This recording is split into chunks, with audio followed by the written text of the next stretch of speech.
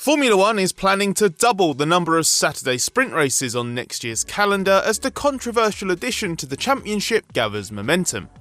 F1 has trialled a short 100km Saturday race this year at Silverstone and Monza, with the third and final experimental event coming up at Interlagos. Under the new format, qualifying moves to Friday and sets the grid for Saturday's sprint race. The result of that determines the grid for the main event on Sunday. Reaction among fans seems to have been inconclusive, with the intrigue for the inaugural sprint followed by a processional one at Monza. So why is F1 already pushing on with plans to hold 6 of these races next year? Since the first trial at Silverstone, F1 has sought to clarify how the sprint format should be judged, prioritising the overall weekend benefit rather than the quality of the sprint race itself. F1 Managing Director of Motorsport Ross Brawn believes the new format has had a bigger impact on a Friday than F1 anticipated.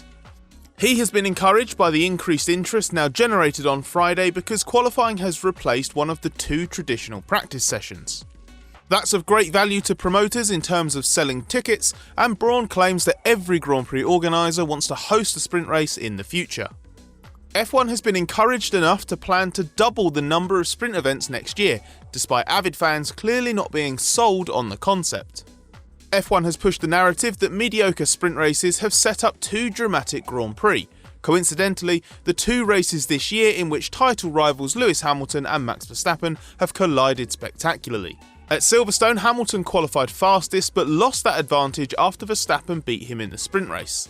They collided on the opening lap of Sunday's Grand Prix as Hamilton tried to get back ahead. And at Monza, McLaren's Daniel Ricciardo used a good sprint race result and a bit of luck with poleman Valtteri Bottas' penalty to start the main race from the front row. Ricciardo jumped Verstappen at the start and went on to win, while Hamilton and Verstappen crashed again during Hamilton's attempted recovery, as he again started lower than he should have because he made another poor start in Saturday's sprint. So while the sprints themselves have been somewhat anticlimactic, F1 insists they've been worthy additions and claims the reception to the weekends overall has been positive. That's why an agreement has been reached in principle to hold 6 sprints in 2022. Final plans around the new format and which circuits it will be used at are only likely to be finalised after the conclusion of the 3rd trial in Brazil. F1 doesn't want a sprint race at the season opener or at the finale because it doesn't want the title to be decided in a sprint.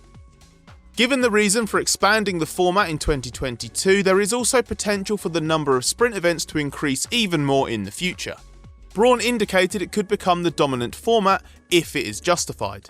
But the caution in the meantime is partly influenced by the fact F1 is also introducing a new generation of car in 2022. The new technical rules are designed to improve the quality of racing, which will be a major factor in how the sprint format evolves. We know how divisive F1's sprint race format has been, and that not everyone watching this will be a fan of it. But as you're here, we're hoping that means you're at least a fan of ours. If that's the case and you're subscribed, then great, welcome back, we've missed you. If you're not subscribed and you want to be, that's awesome. Just hit the red button, turn on notifications, and we'll make sure we continue to produce more of the videos that brought you here in the first place.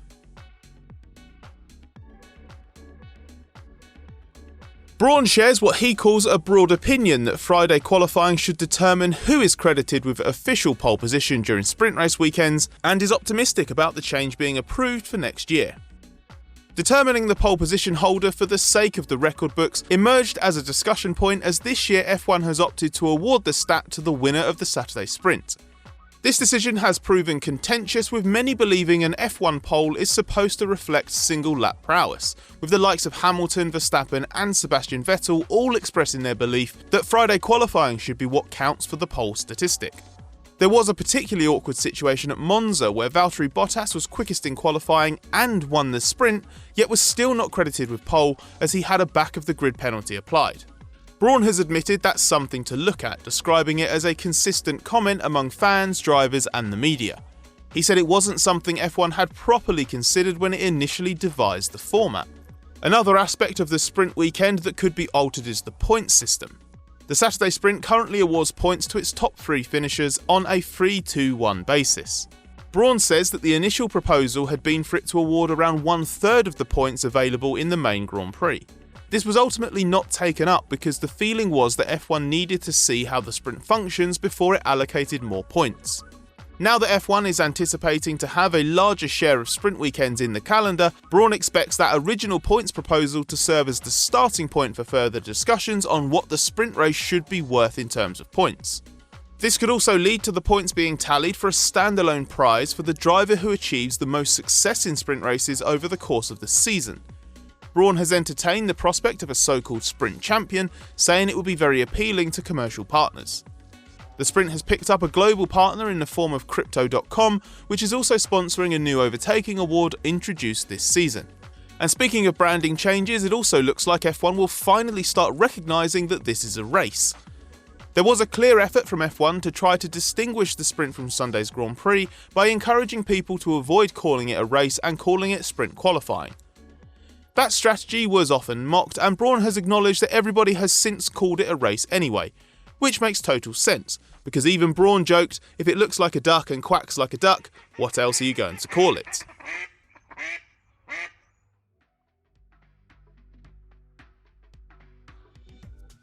One major change F1 is discussing but hasn't committed to yet is whether it should make future sprint races a standalone part of the weekend that do not impact the grid for the Grand Prix. For months, F1 has been considering making the sprint race a standalone feature, so it would have no bearing on Sunday's race but would still award points. Brawn has confirmed it is definitely being discussed so that qualifying takes place on Friday and is specific to Sunday's Grand Prix, with the sprint then taking place on Saturday with its own identity and rewards.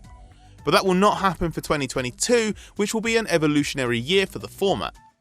The key question is how the grid for a standalone sprint race would be determined.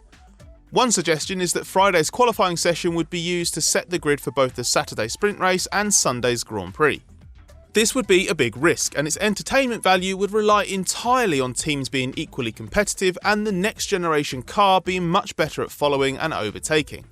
Otherwise, F1 could simply introduce a series of processional races that just give the fastest cars an easy opportunity to bank a load more points and have no other relevance to the weekend. Part of the concern is that while the current sprint races have hardly been thrillers, they do at least matter. Every position gained or lost influences the starting order for Sunday's Grand Prix, which means all 20 drivers start the sprint race fighting for something. If that's removed and the sprint rewards the top 6 or 8 or even 10 finishers but starts them in qualifying order, then there's going to be little incentive for those starting towards the back. Some drivers have apparently suggested to F1's rulemakers that a standalone sprint could utilise a reverse grid to add a bit of jeopardy. That would bring the entire idea almost full circle, given F1 introduced this sprint race experiment after its failed bid to implement reverse grid races. After the first sprint at Silverstone, the drivers reported that there wasn't enough risk or reward in the current format, and so suggested the sprint be based on a reversed grid after all. But F1 is understood to consider the reverse grid proposal dead in the water, especially as a recent fan survey indicated the idea didn't have much support. That leaves how the sprint format evolves longer term unclear. Brawn has reiterated F1's fear of cannibalising Sunday's Grand Prix by putting too much emphasis on the Saturday race, while also needing to ensure it's a race worth having. He admitted, "We're some way from being able to conclude what that should be, or if it should even happen." If you've got any ideas for Ross, drop them in the comments below.